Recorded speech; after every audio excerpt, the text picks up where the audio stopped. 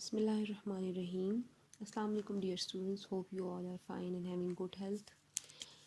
Today I am going to teach you the second part of chapter number 6, topic geography, from your social studies books. Now I'm going to start the reading and explanation of the chapter of the unit. Page number 77, interaction between the landform and the people. यानी कि land and people का आपस में क्या interaction है, क्या ताल्लुक़ है, उसके बारे में हम पढ़ेंगे. Landforms is a specific geomorphic features on the surface of the earth ranging from large scale features such as plains, plateaus and mountains to minor features such as hills and valleys etc. ठीक है. Landform मेरी जो आपको मैं पहले भी explain कर चुकी हूँ, जिसमें आपकी किसी भी एरिया के mountains, hills, plateaus, plains, deserts, valleys ये सब शामिल होती हैं. तो उनकी किसी भी एरिया की जो है जो आपकी लैंड फॉर्म्स हैं उनकी फ़ीचर्स क्या हैं, उनकी फ़िज़िकल फ़ीचर्स क्या हैं, इसके बारे में जो आप स्टडी करेंगे वो सारा आपके इसमें आ जाएगा. Geologists study all type of landforms, especially the interaction between the land features and people. जो geologist होते हैं वो special all type of land forms की वो स्टडी करते हैं, लेकिन स्पेशल जो है वो इंटरेक्शन बिटवीन जो किसी भी जगह की जो लैंड फीचर्स हैं उनका और आपस में लोगों का जो इंटरेक्शन है उसे जियोलॉजिस्ट जो है वो स्टडी करते हैं. The different aspects that contribute to where and how people live on different land forms are. ठीक है. नंबर 1 क्या है, the job and industries each land forms offers, कि वहाँ की जॉब्स और कौन सी इंडस्ट्रीज़ वो लैंड फॉर्म ऑफ़र कर रहा है. Next, the food production in each land form, किसी भी एरिया में कौन कौन सी फूड जो है उसकी प्रोडक्शन होती है. द एक्टिविटीज़ अवेलेबल, और वहाँ पर लोग जो है वो किस किस्म की एक्टिविटीज़ वहाँ पे अवेलेबल हैं. Moving on to next page 78. Life in mountainous areas is difficult. ठीक है. जो पहाड़ी इलाके होते हैं वहाँ पर ज़िंदगी गुजारना बहुत मुश्किल होता है. The climate is usually cold, population is scattered, it is difficult to build houses. ठीक है. वहाँ की ज़ाहिबत है वेदर भी आपका क्लाइमेट मौसम बहुत ज़्यादा आपका क्लाइमेट वहाँ का आपका बिल्कुल कोल्ड होता है, ठंडा होता है, और आबादी भी बहुत कम कम होती है, फैली भी होती है डिफरेंट जगहों पे, और वहाँ पे घर बनाना बहुत मुश्किल होता है. Agriculture is done on terraces. ठीक है. टेरेसेस के तौर पे जो है वहाँ पर काश्तकारी की जाती है. On the other hand in plains the population is dense. ठीक है. वहाँ पे दूसरी साइड पे प्लेन्स जो है, जो प्लेनी एरियाज़ होते हैं, माउंटेन्स में तो ज़्यादा पता है लोग आबादी भी कम होती है, पॉपुलेशन भी कम होती है और स्कैटर्ड होती है ना, फैली भी होती है.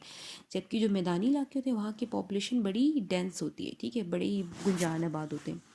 There is extreme temperature and moderate rainfall. ठीक है. वहाँ पे यानी कि वहाँ का टेम्परेचर भी बड़ा एक्सट्रीम पे जाता है और वहाँ पे रेनफॉल भी बड़ी मॉडरेट किस्म की होती है. Plains are most productive regions of Pakistan. The major occupation of people in plains is agriculture. ठीक है. जो मैदानी इलाके हैं पाकिस्तान के वहाँ पर मोस्टली लोगों की जो पेशा होता है बेटा वो एग्रीकल्चर होता है, वो ज़राअत होता है. Plateaus are hot during summers and cold during winters. ठीक है. जो प्लेट्यूज़ होते हैं वहाँ पर समर में वो हॉट होता है और विंटर में वहाँ पे कोल्ड होता है इनके मौसम. ठीक है. जो एरियाज़ प्लेट्यूज़ वाले जो एरियाज़ होते हैं. The occupation of people living there is mostly mining at cattle rearing.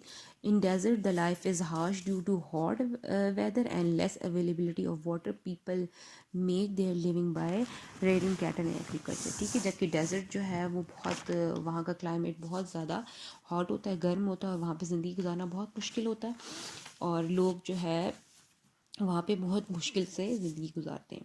How human activities have change the natural environments. ठीक है. आप देखें ये जो कैसे ह्यूमन एक्टिविटीज़ जो है इंसानी सरगर्मियाँ हैं वो आपके नेचुरल एनवायरनमेंट को, कुदरती माहौल को, फितरत को, वो कैसे उसके ऊपर असरअंदाज हो रही हैं या उसको कैसे चेंज कर रही हैं. In order to meet the basic needs of increased population, human beings take series of steps to provide food and shelter, etc. that changes the natural environment. ठीक है. अब ये सब चीज़ें जो हैं वो natural environment पे इफ़ेक्ट कर रही हैं. In impact of human activities on the natural environments are deforestation and building dams. ठीक है. ये डिफॉरेस्टेशन आपकी और डैम्स जो बना रहे हैं ये आपके ह्यूमन एक्टिविटीज़ जो है इन पे नेचुरल एनवायरनमेंट पे जो है वो इम्पैक्ट डाल रही है। ठीक है, number one, deforestation.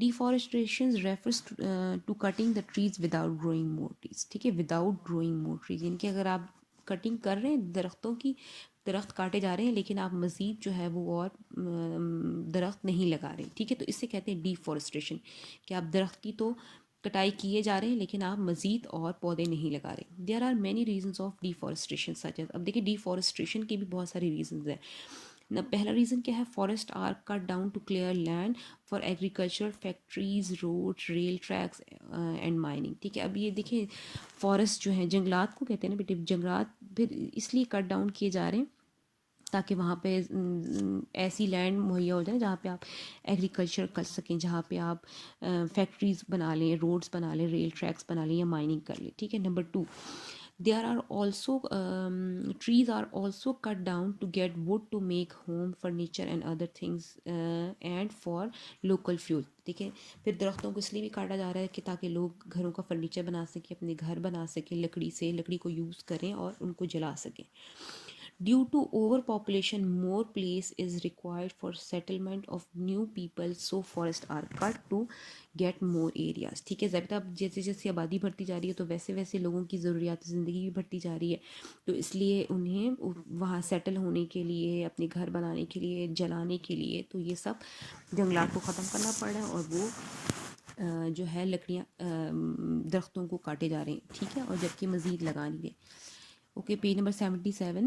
Dams are the man-built storage of water for irrigation, industrial and household uses। ठीक है, डैम्स जो हैं वो मैन मेड है। ठीक है, जो जहाँ पर डैम्स बहुत बड़े एरिया पे जहाँ आप पानी को रिज़र्व करते हैं। ठीक है, स्टोरेज ऑफ वाटर है जो इरिगेशन के लिए यूज़ होता है, जैसे फसलों को पानी वगैरह देना है आपने, इंडस्ट्रीज़ में यूज़ होता है, घरों के इस्तेमाल के लिए यूज़ किए जाते हैं dams. They have positive effects on the environment. ठीक है, अब डैम्स के भी कुछ पॉजिटिव इफ़ेक्ट्स हैं, कुछ फ़ायदे क्या हैं जी। Number one, dams change weather and climate patterns. ठीक है, डैम्स की वजह से आपका मौसम चेंज हो जाता है, मौसम, ठीक है, किसी भी एरिया का उसके ऊपर मौसम पे और क्लाइमेट पे असरअंदाज होते हैं। Dams help to control floods. ठीक है, ये जो हर साल सैलाब आ जाते हैं तो उससे क्या होता है, आपका सैलाब से बच जाता है, क्योंकि फिर पानी बहुत ज़्यादा आता है ना, बारिशें होती हैं तो फिर वो सब डैम में पानी स्टोर हो जाता है। Hydro power stations use dams to store water for electricity generation. ठीक है, यानी कि आपने अगर आपने बिजली जनरेट करनी है तो उसके लिए आपके लिए बड़े बड़े डैम्स बनाए जाते हैं। ठीक है, ऑक्यूपेशंस कहते हैं बेटे पेशों को, ये लोग जो है लोगों के डिफरेंट क्या कौन कौन सी ऑक्यूपेशंस होती हैं और पेशे कौन कौन से होते हैं। Many people live around us, they all work and make a living. ठीक है, हर जो इर्द गिर्द हमारे को लोग रह रहे हैं, साहब, वो ज़िंदा रहने के लिए उन्हें कोई ना कोई काम तो करना है। The work people do to earn their livelihoods are called occupation, यानी कि वो अपनी ज़िंदा रहने के लिए जो भी काम कर रहे हैं वो उनकी ऑक्यूपेशन कहलाती है। Different people of Pakistan have different occupations.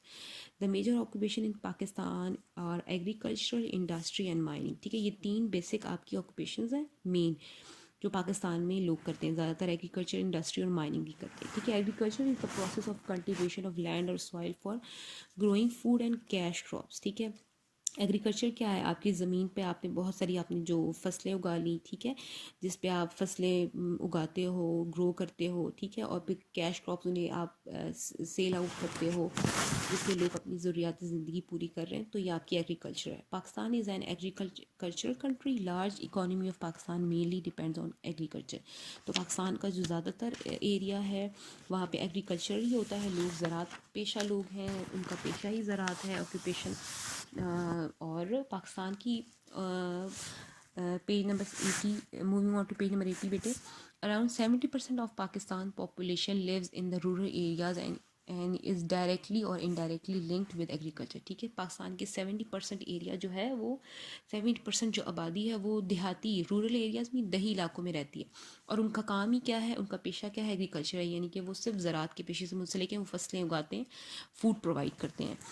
Farmers cultivate the land with modern machines like tractor. In some areas, buffaloes and oxen are also used to till the land। ठीक है, अब देखिए there are two main seasons of sowing and harvesting of crops. ठीक है, crops की जो है वो दो सीजन्स हैं, सोइंग और हार्वेस्टिंग के। एक आपका ख़रीफ सीज़न है, दूसरा आपका rabi season. Kharif crops are sown during kharif crops are sown during kharif season. Kharif season में इनको काश किया जाता है। बिटवीन इसका टाइम पीरियड क्या होता है, April and June, and harvested between October and December. ठीक है, अप्रैल एंड जून में इनको इनकी काश की जाती है और इनकी हार्वेस्टिंग इनकी अक्टूबर तो दिसंबर में की जाती है। ठीक है, कटिंग इसकी। Kharif crops include rice, cotton, sugarcane and maize etcetera. And rabi season, rabi crops are sown between October and December and harvested in April and May. ठीक है, इनको रबी जो क्रॉप्स हैं, जो रबी में उगने वाली फसलें, वो अक्टूबर एंड दिसंबर के दरमियान में की जाती हैं। ठीक है, और इनको फिर इनकी काश्त कब की जाती है, हार्वेस्ट इनको काटा कब जाता है, अप्रैल एंड मई में। ठीक है, rabi crops include wheat, gram, barley, peas, tobacco and mustard. ठीक है, जैसे कि आप ये पिक्चर में भी देख सकते हैं, rice, cotton, wheat and peas आपको दिखाया गया। फ्रूट कल्टिवेशन, ठीक है जी, इनके फलों की काश्तकारी। Pakistan has an abundance of fruit cultivation. Some fruits grown in Pakistan are orange, mango, apple, apricot, lychee, papaya, ber, jamun, falsa, olive, mulberry, plums, pear, peach और पोमीग्रेनेट। ठीक है, ये pomegranate, strawberry, sweet lime and a lot of dry fruits including almond, pistachios, pine nuts and walnuts etcetera. ये सब तमाम किस्म के बेटे फ्रूट्स हैं जो पाकिस्तान में जो है वो इनकी फसलें उगाई जाती हैं। ठीक है, mango orchards are mostly found in Sindh and Punjab, that makes Pakistan the world's fourth large producers of mangoes. ठीक है, Pakistan produce over 150 varieties of mangoes. Pakistan में तकरीबन कोई 150 किस्म के मैंगोज जो हैं वो पैदा किए जाते हैं, और पाकिस्तान के जिस इलाके में ये की जाते हैं, जिस सूबे में ये मैंगो की काश की जाती है, वो सिंध का है। ठीक है, सिंध में ये होते हैं, और तकरीबन पाकिस्तान जो है वो चौथी बड़ी लार्जेस्ट प्रोड्यूसर ऑफ मैंगोज है दुनिया में। ठीक है, vegetable cultivation, a large variety of vegetables is cultivated in Pakistan. ठीक है, अब बहुत सब्जियों की भी बहुत काश्तकारी की जाती है पाकिस्तान में। During summer and spring season, tomato, chillies, brinjal, potato, cucumber, gourds and okra are abundantly available. ठीक है, ये बिल्कुल ये वो सारी सब्जियां हैं जो कि आपको समर सीजन में मिलती हैं। During winter season, cauliflowers, cabbage, lettuce, spinach, onion, potato, carrot, radish, turnip, coriander and peas are available. ठीक है, ये फिर आपकी विंटर सीजन में ये वाली सब्जियाँ होती हैं। Life stock, animals on a farm are called life stock. ठीक है, वो सारे एनिमल्स जो आपके फार्म पे आप एनिमल्स फार्म हाउसेस पे फार्म पे होते हैं, उन्हें लाइफ स्टॉक कहते हैं। These are domesticated animals raised in an agriculture setting. Agriculture setting में यानी कि जिन ये वो हैं जो घरों में भी रखे जा सकते हैं। ठीक है, they are not only work animal but also provide meat, milk, skin and hides. ठीक है, अब इन ये जो लाइफ स्टॉक के जो एनिमल्स हैं, इनको आप न सिर्फ कामों के लिए भी यूज़ कर सकते हैं, बल्कि इनसे आप गोश्त भी हासिल करते हैं, दूध भी हासिल करते हैं, इनकी स्किन भी यूज़ करते हैं, सब कुछ। ठीक है, these include buffaloes, cows, sheeps and goats. Hens are also kept for the eggs and meat. ठीक है, मुर्गियाँ भी जो हैं वो अंडों के लिए और गोश्त के लिए यूज़ होती हैं, और बाकी तमाम एनिमल्स भी आप यूज़ करते हैं। Okay ji, page number 88 82। Industries is a place where 9 or more than 9 people work in shift to manufacture and finish goods from raw material. ठीक है, यानी कि इंडस्ट्रीज़ क्या होती हैं, वो जगह होती है जहाँ पे आप कोई रॉ मटेरियल से आप फिनिशिंग करके उसको बहुत ही अच्छी एक प्रोडक्ट बना देते हैं। ठीक है, जहाँ पे इंडस्ट्रीज़ क्या होती हैं, जहाँ 9 या 9 से ज़्यादा लोग मिलके काम करते हैं। ठीक है, industries have great importance for the development of any country. किसी भी मुल्क की कंट्री के डेवलपमेंट में इंडस्ट्रीज़ वहाँ की बहुत अहम रोल प्ले करती हैं। Industrial sector provides jobs to majority of population, यानी कि आपकी आबादी के बहुत बड़े जो हिस्से को जो है वो इंडस्ट्रीज जो है वो जॉब प्रोवाइड्स करती हैं। Followings are the main industries of Pakistan. Pakistan की मेन इंडस्ट्रीज़ कौन कौन सी हैं जो कि अंडरलाइन हुई हैं बेटे? Textile industry, sports industry, cement industry, sugar industry, fertiliser industry, iron and steel industries. ठीक है, mining is the extraction of minerals and metals from the earth, यानी कि ज़मीन में से आप जितनी भी ये जो आप मिनरल्स वगैरह एंड मेटल्स वगैरह की जो एक्सट्रैक्शन है, एक्सट्रैक्शन मीन्स जो आप निकालते हैं उसे माइनिंग कहते हैं, ठीक है। जो भी आप किस्म की मेटल्स और मिनरल्स वगैरह आप निकालते हैं ज़मीन के अंदर से, उसे आप कहते हैं mining. Mining is an important industry in Pakistan. अच्छा, ये भी पाकिस्तान में ज़ाहिर है बहुत एक अहम इंडस्ट्री है माइनिंग, ठीक है। There are large deposit of coal, copper, gold, chromite, minerals, salt, bauxite and natural gas, ठीक है। ये बहुत ज़्यादा तादाद में पाकिस्तान में जो है ये सारे के सारे मिनरल्स निकाले जाते हैं, ठीक है। Many important gems are also found in Pakistan like ruby, topaz, peridot, aquamarine, emerald, ठीक है, एट्सेट्रा। ये सारे वो कीमती जवाहरात हैं, कीमती पत्थर हैं जो पाकिस्तान में निकाले जाते हैं। नेक्स्ट है बेटी, next topic is weather and climate. Weather is a day to day condition of the atmosphere in a region. Weather is not the same everywhere. It may be hot and sunny in one part of the world but freezing and snowing in another, ठीक है। Weather क्या है? आपका day to day जो आपकी atmosphere जो आपका change हो रहा है, ठीक है, वो आपका वेदर होता है, ठीक है। वेदर जो है वो हर जगह का एक नहीं होता, कहीं पे सनी होता है, कहीं पे क्लाउडी होता है, कहीं पे रेनी होता है। तो ये आपका जो डे टू डे बेसिस पे जो आपका वेदर जो आपका एटमॉस्फेयर चेंज होता है किसी भी एरिया का, किसी भी रीजन का, वो आपका वेदर कहलाता है। और क्लाइमेट क्या होता है? Climate is an average weather conditions of a place for a long period of time. एक लंबे अरसे के लिए आप किसी भी एरिया किसी भी जगह का जो वेदर कंडीशन बताते हैं ना, वो आपका क्लाइमेट होता है। वो आपका क्लाइमेट होता है। वेदर तो आपका डे टू डे चेंज होता है ना, लेकिन क्लाइमेट आपका काफ़ी लंबे अरसे के लिए, काफ़ी लंबे टाइम पीरियड के लिए किसी भी रीजन का जो किसी भी प्लेस का आप बताते हो, वो आपका क्लाइमेट होता है। Pakistan has dry and extreme climate, ठीक है, पाकिस्तान का ड्राई एंड एक्सट्रीम क्लाइमेट है। जबकि साइबेरिया है स्नोई क्लाइमेट, साइबेरिया का स्नोई क्लाइमेट है। And Singapore has a rainy climate, जबकि सिंगापुर में जो है वो वहाँ का मौसम जो है रेनी है, उनके वहाँ ज़्यादातर पूरे साल भर बारिश ही होती रहती है। Okay, moving on to next page 84. The weather of a particular locality is called local weather, ठीक है। अगर आप किसी ख़ास किस्म की जो आप एरिए का जो आप वेदर फाइंड आउट करते हो, वो आपका लोकल वेदर कहलाता है। For example, it may be hot and sunny weather in Lahore but it may be cloudy in Karachi, ठीक है। डिफरेंट सिटीज़ है ना, डिफरेंट एरियाज़ है। लाहौर में हो सकता है कि भी वहाँ पे हॉट एंड सनी हो, जबकि कराची में क्लाउडी हो, वहाँ पे बादल आए हो। There are several factors that affects weather. Some important elements of climate are, climate पे जो इफेक्ट करती हैं एलिमेंट्स वो कौन से हैं? There are several factors that affect weathers. Number one, temperature, wind, humidity, precipitation और एयर प्रेशर, ठीक है। ये सब क्या है? ये आपके वेदर पे इफ़ेक्ट करते हैं। The following are the most important elements of climate. और ये क्लाइमेट के मोस्ट इंपॉर्टेंट एलिमेंट्स कौन से हैं? टेम्परेचर, रेनफॉल और विंड, ठीक है। आप किसी भी एरिया का वेदर जो है वो थर्मोमीटर से, एक इंस्ट्रूमेंट से जो है वो फाइंड आउट कर सकते हैं वहाँ का टेम्परेचर, कि वहाँ पे कितने टेम्परेचर है, ठीक है। Temperature that is a scale of the degree of heat and cold. Temperature क्या है? कि टेम्परेचर है आपका degree of hotness and coldness किसी भी एरिया का। It is measured in degree centigrade और फ़ारेनहाइट, ठीक है। फिर आपके लिए दो स्केल यूज़ होते हैं ज़्यादातर, mostly centigrade scale and Fahrenheit scale. Rainfall, the release of water from the cloud is called rain, ठीक है। इनके बादलों से जो बारिश बरसती, पानी आता है, वो आपका रेन कहलाता है। और रेन को मेजर करने के लिए आप इंस्ट्रूमेंट आप यूज़ करते हैं और उसे कहते हैं रेन गॉज, ठीक है। It is measured in millimetres. और आप रेन को जो है वो मिलीमीटर में मेजर करते हैं, ठीक है। जबकि आप वेदर को सेंटीग्रेड में या फ़ारेनहाइट में करते हैं, ठीक है। We move on to next page 85। Wind that is defined as the movement of air. Wind क्या होती है? आपकी हवा, ठीक है। हवा वो मूवमेंट ऑफ एयर है, आपकी एयर की जो मूवमेंट है वो आपकी वही विंड है, ठीक है। Wind always blows from area of high pressure to areas to low pressure, ठीक है। ये कि जहाँ हाई प्रेशर एरिया से लो प्रेशर एरिया की तरफ विंड जो है वो मूव करती है। It affects the weather conditions, तो ये फिर आपकी किसी भी वेदर जो है वो उस पर असरअंदाज होती है, ठीक है।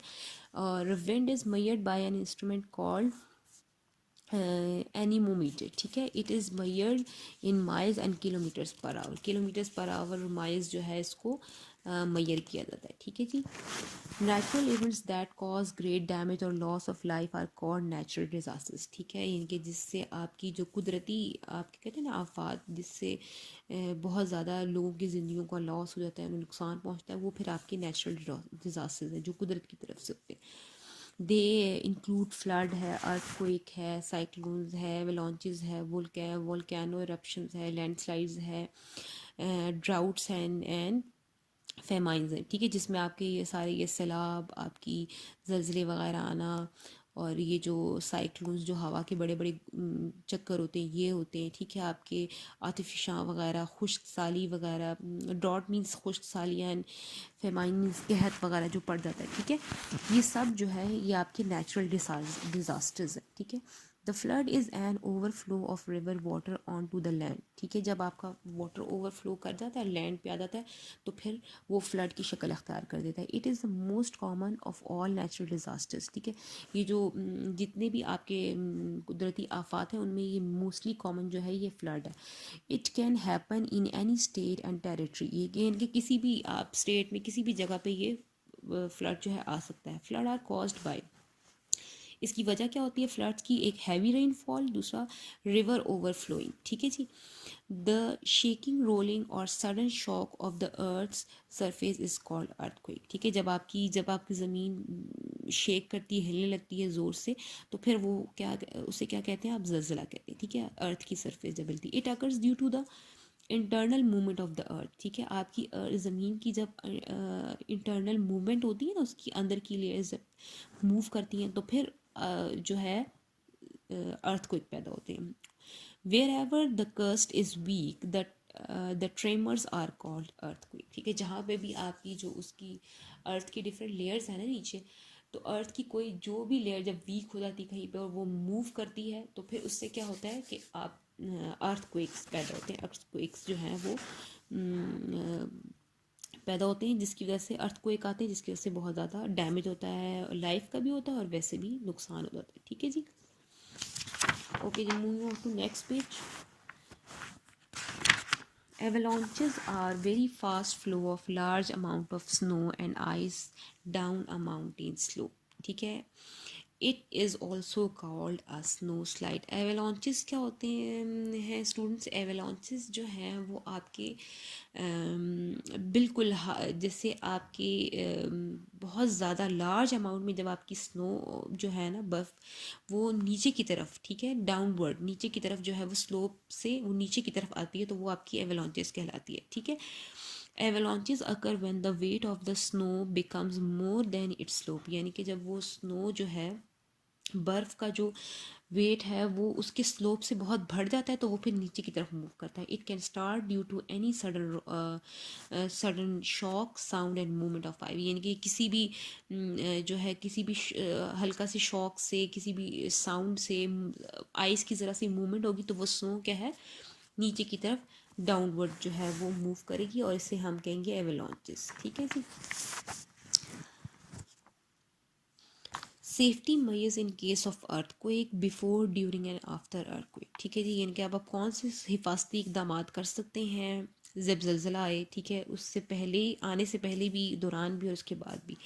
Earthquake is unpredictable. ठीक है, यानी कि अर्थक्वेक जो है वो कोई किसी को भी कोई बता के नहीं आ सकता, ये किसी को भी पहले से मालूम नहीं हो सकता, वो कोई भी प्रिडिक्ट नहीं कर सकता कोई भी इंसान के यहाँ अर्थक्वेक आने वाला है। तो अर्थक्वेक इज़ अनप्रिडिक्टेबल है। ठीक है, सो यानी कि सडन है, ये किसी वक्त भी हो सकता है, फ़ौरन हो सकता है। And can strike with enough force to bring buildings down. ठीक है, और बड़े और इस कदर होता है ख़तरनाक कि अब बड़ी बड़ी ऊंची इमारतों को भी बिल्कुल ज़मीन बोस कर देता है। ठीक है, और नीचे गिरा देता है। Followings are basic safety measures taken before, during and after earthquake. ठीक है, कोई ये कुछ सेफ्टी मेजर्स हैं जो आप अर्थक्वेक जो है आने से पहले या अर्थक्वेक आने के बाद या उसके दौरान भी जो है, ये आप सेफ्टी मेजर्स को फॉलो कर सकते हैं। Number 1, locate a place in the house where you can go in case of an earthquake. It should be a spot where nothing is likely to fall on you like a door frame, ठीक है। यानी कि जब भी अगर जैसे कोई ज़लज़ला आ गया खुदा ना खास्ता, तो आपके घर में कोई ऐसी प्लेस होनी चाहिए कि जहाँ आप फ़ौरन से मूव कर सकें, ठीक है। तो ये और वो जगह कैसी होनी चाहिए जहाँ आप जाके देंगे, जहाँ पर कोई भी चीज़ जो है वो गिरने का ख़तरा ना हो। जैसे कि कुछ जैसे आके आपके दरवाज़ों का फ्रेम होता है, वहाँ से ऊपर कुछ गिर तो नहीं सकता ना, तो इस टाइप की कोई फ्रेम टाइप की जगह पर जो है वो आप वहाँ जाकर खड़े हो जाए। कोई ऐसी आपकी स्पॉट हो जहाँ पर कोई ऊपर से कोई चीज़ मज़ीद गिरने की गुंजाइश ना हो, ठीक है ना। Okay, moving on to next page 87। If possible quickly open the door for exit, ठीक है। अगर पॉसिबल ये हो तो जैसे ही अगर आपका अर्थक्वेक आए, सबसे पहले तो आप कोशिश करें कि आप बाहर निकल जाएं, ठीक है। Protect your head, face and eyes with your arms, ठीक है। सबसे पहले तो आपने अपने सर को, अपने आइज़ को, अपने फेस को अपने हाथों से कवर कर लेना है। Find a clear and open spot away from buildings, trees, power lines and light poles, ठीक है। और कोशिश करें कि आप किसी बिल्डिंग से, किसी दरख्त के पास से, कोई जहाँ से कोई बिजली की तारें वगैरह गुजर रही हो, पावर लाइंस हो या कोई बिजली के पोल हो, तो वहाँ से आप अपने आप को दूर कर लें, ठीक है। Next, last point, stay out in the open place until the shaking stops, ठीक है। जब तक जो है वो अर्थक्वेक आ रहा है, उस वक्त तक आपने कोशिश करनी कि आप बाहर ही रहें, ठीक है। कोई ऐसी जगह पर रहें, उनके घर के अंदर ऐसी जगह पे ना आए, मतलब खुले आसमान के तले आप खड़े हो जाएं। Do not turn on the main switches for electricity, gas और water. Check for any damage और leakages and then turn them on, ठीक है। आप ये नहीं हो कि आप जैसे अर्थक्वेक आज के फ़ौरन बाद आपने कोई इलेक्ट्रिसिटी कोई चीज़ बिजली की जो है स्विचेस ऑन कर रहे हैं, कोई गैस या पानी वगैरह ऑन कर रहे हैं, तो जब तक आप पूरी तसल्ली ना कर लें कहीं कोई लीकेज तो नहीं हो रही या कहीं कुछ ऐसा तो नहीं है कि जो नुकसान पहुँचाए, तो उससे पहले आपने इन चीज़ों को बिल्कुल भी हाथ नहीं लगाना। Okay, moving on to next topic, population and census. The total number of people living in an area, city, country of the world at a specific time is called a population, ठीक है। यानी कि किसी भी जगह की, किसी भी एरिया का, किसी भी सिटी या किसी भी कंट्री या पूरी दुनिया का जो है किसी भी स्पेसिफिक आप जगह पर की जो है जो टोटल नंबर ऑफ़ पीपल है वो आपकी क्या कहलाती है, पॉपुलेशन कहलाती है, ठीक है। अब पॉपुलेशन मीन्स आपकी वो आबादी कहलाती है कि भाई इस कंट्री की, इस एरिया की, इस सिटी की या पूरी वर्ल्ड की इतनी पॉपुलेशन है या इतनी आबादी है यहाँ, ठीक है, इतने लोग रहते हैं। And census is a count of the population of a country, ठीक है। यानी कि आपकी सेंसस क्या है, सेंसस आपकी काउंटिंग है, मर्दमशुमारी को कहते हैं। सेंसस आपकी काउंटिंग है पॉपुलेशन ऑफ द कंट्री, किसी भी कंट्री की, किसी भी एक कंट्री की जो है वो काउंटिंग है, ठीक है। उसकी, उसमें जितने लोग रहते हैं उसकी काउंटिंग को आप सेंसस कहते हैं। During census information about people living in a country is collected like actual number of people living in each house, their ages, gender, religion, occupation and education etc. Such information is called data, ठीक है। ये कह रहा है जब आप किसी भी एरिया का जो है, किसी भी मुल्क की जब आप सेंसस करते हैं तो उसमें फिर आप मुख्तलिफ डाटा लेते हैं वहाँ का, कि वहीं वहाँ पे कितने कितने एज के ग्रुप के लोग रहते हैं, उनकी क्या जेंडर्स हैं, वो उनका रिलीजन क्या है, उनके पेशे क्या हैं, एजुकेशन उनकी कितनी है, तो ये सारी इंफॉर्मेशन उसमें मौजूद होती है। द इंफॉर्मेशन और data collected by census help us government in planning for starting development programmes and arrangement of resource. अच्छा, अब ये सेंसस जो है वो आपकी मरदमशुमारी किस काम आती है। देखिए, हुकूमत जो है किसी भी कंट्री की जो गवर्नमेंट है वो ये सेंसस इसीलिए करवाती है ताकि वो अपने मुल्क की सेंसस करवाने के बाद ये काउंट कर सके कि भाई इसके मुल्क की पॉपुलेशन टोटल कितनी है, आबादी कितनी है, ताकि वो उस हिसाब से उस एरिए के लिए, उस ख़ास जगह के लिए प्लानिंग कर सकें, वहाँ के लिए डेवलपमेंट प्रोग्राम कर सकें और अरेंजमेंट कर सकें, ठीक है। तो ये सेंसस इसलिए। Okay, moving on to next page, population in Punjab. The highest growth rate of population in Pakistan is in the province Punjab, ठीक है। पाकिस्तान की जो टोटल सूबे हैं, 5 सूबे, उनमें सबसे ज़्यादा जिसकी आबादी है जिस सूबे की, वो पंजाब है।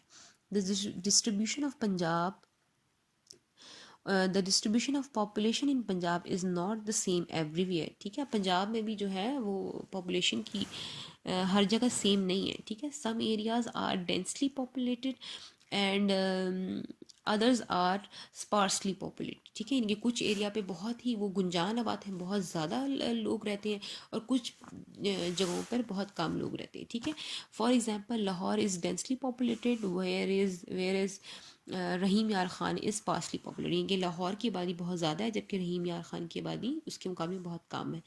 And unplanned increase in population causes problem, ठीक है। ज़ाहिर बात है, अगर एक अनप्लान जो है आबादी में बहुत ज़्यादा इजाफा होगा तो उससे बहुत सारे मसाइल होंगे, जैसे अनएम्प्लॉयमेंट है आपकी, इंक्रीज़ इन पॉपुलेशन, पोल्यूशन है, इंक्रीज़ इन पॉवर्टी है, ठीक है। ये कि अनएम्प्लॉयमेंट मीन्स आपकी बेरोज़गारी में इजाफा होगा, ठीक है। इंक्रीज़ इन पोल्यूशन, ज़ाहिर बात है आबादी ज़्यादा होगी तो वैसे ही घर भी ज़्यादा बनेंगे, दरख्तों की कटिंग होगी, लोग ज़्यादा जो है वो गाड़ियाँ और ये सब चीज़ें फ्यूल्स वगैरह गाड़ियाँ यूज़ करेंगे, फ्यूल्स वगैरह से आपकी माहौल की आलूदगी होगी, तो जो है पोल्यूशन जो है वो आलूदगी जो है इससे ज़्यादा बढ़ेगी। इंक्रीज़ इन पॉवर्टी, ज़ाहिर बात है गुर्बत जो है वो इससे ज़्यादा उसमें इजाफा होगा आबादी से, क्योंकि हर किसी को के लिए तो गवर्नमेंट जो है वो जॉब प्रोवाइड्स नहीं होंगी, तो जब अनएम्प्लॉयमेंट होगी तो फिर ज़ाहिर बात है गुर्बत में इजाफा होगा, पॉवर्टी लेवल बढ़ जाएगा। An increase in population causes problems are, ठीक है। अब ये देखिए आबादी में इजाफे की वजह से बहुत सारे मसाइल होते हैं। उन मसाइल क्या है? नंबर वन अनएम्प्लॉयमेंट, पहली तो मैंने अभी आपको बताया बेटा कि बेरोज़गारी, यानी कि लोगों के पास रोज़गार ही नहीं होगा तो वो कैसे अपना जो है वो रोज़मर्रा की ज़िंदगी वो कैसे गुजारेंगे। Increase in pollution, increase in poverty, unequal education, ठीक है, यानी कि हर किसी को तालीम के यकसा मौके नहीं फराहम हो सकेंगे। Over use of natural resources, आपके नेचुरल रिसोर्सेज हैं उनको आप बहुत ज़्यादा यूज़ करेंगे तो वो भी आपके लिए प्रॉब्लम क्रिएट करेगा। लॉलेसनेस, ये कोई कानून ही नहीं होगा, जब आबादी इतनी ज़्यादा होगी तो कहीं पे लॉ आपको दिखाई नहीं देगा। Decrease in facilities of health, आपकी हर किसी को हर जगह पे जो है वो सेहत की यकसा सहूलियात मुयसर ही नहीं होंगी, सहूलियात की कमी हो जाएगी। Increase in demand of food and houses, ठीक है। ज़ाहिर बात है फिर जितनी ज़्यादा आबादी होगी उतनी ज़्यादा घर बढ़ेंगे, उतनी ज़्यादा ही जो है खाने पीने की डिमांड ज़्यादा बढ़ेगी, ठीक है। Moving on to next page. The term daytime population refers to the number of people who come into an area for work during daytime. For example, population in Islamabad during daytime, ठीक है। अब देखिए ये day time population क्या होता है? Day time population ये होता है कि जहाँ जब किसी एरिया में दिन के वक्त बहुत सारे लोग किसी दूसरे एरिया से उस एरिया के अंदर आके वो काम करें, ठीक है। फॉर एग्जांपल जैसे इस्लामाबाद की आप मिसाल लें अपने शहर की, जैसे रावलपिंडी के बहुत सारे लोग जो हैं उनकी मुलाजमत, उनकी जॉब्स यहाँ इस्लामाबाद में होती है, तो वो देखिए दिन के टाइम तो वो मूव करके सुबह यहाँ इस्लामाबाद आते हैं और उसके बाद जब उनके वहाँ छुट्टी हो जाती है, जब उनका जॉब टाइम ऑफ हो जाता है तो वो अपनी दोबारा वापस अपने दोबारा दूसरे शहर में चले जाते हैं ना, इस्लामाबाद से रावलपिंडी चले जाते हैं। तो दिन के टाइम इस्लामाबाद की जो है वो पॉपुलेशन डिफरेंट होगी और रात के टाइम डिफरेंट। तो ये डे टाइम पॉपुलेशन क्या होगी? जिसमें नंबर ऑफ़ पीपल जो है वो अब अपने काम के लिए, वर्क के लिए ड्यूरिंग डे टाइम जो है एक जगह से दूसरी जगह मूव करें, ठीक है। The term night time population refers to the residence, ठीक है। Population presents during the evening and night time hours, यानी कि अब नाइट टाइम पॉपुलेशन क्या होगी? यानी कि किसी भी एरिया के जो मकामी लोग हैं, मकामी लोग मीन्स जो दिन को भी वहीं रहते हैं उसी एरिया में और रात को भी वहीं रहते हैं, दिन और रात दोनों टाइम पे, दोनों वक्तों में वो लोग वहीं पे रहते हैं, तो वो फिर उस एरिया की जो है वो नाइट टाइम पॉपुलेशन हो गई, ठीक है जी। ओके बेटे, नाउ हमारा ये चैप्टर कंप्लीट हो गया। So this is all about the second part of unit 6 and which we have discussed the relationship of humans and natures, ठीक है। This is the end of the unit number 6. I hope students you all have understood the whole unit very well. So you should read and revise the chapter bete again and again, so you can understand and clear your all concept, ठीक है बेटे। जिसके लिए आपको बार बार ये chapter जो है वो रिवाइज करना पड़ेगा, तो अब आपको ये चैप्टर बहुत अच्छा क्लियर हो जाएगा। and do all the exercise yourself बेटे. And thanks for watching. Jazakallah.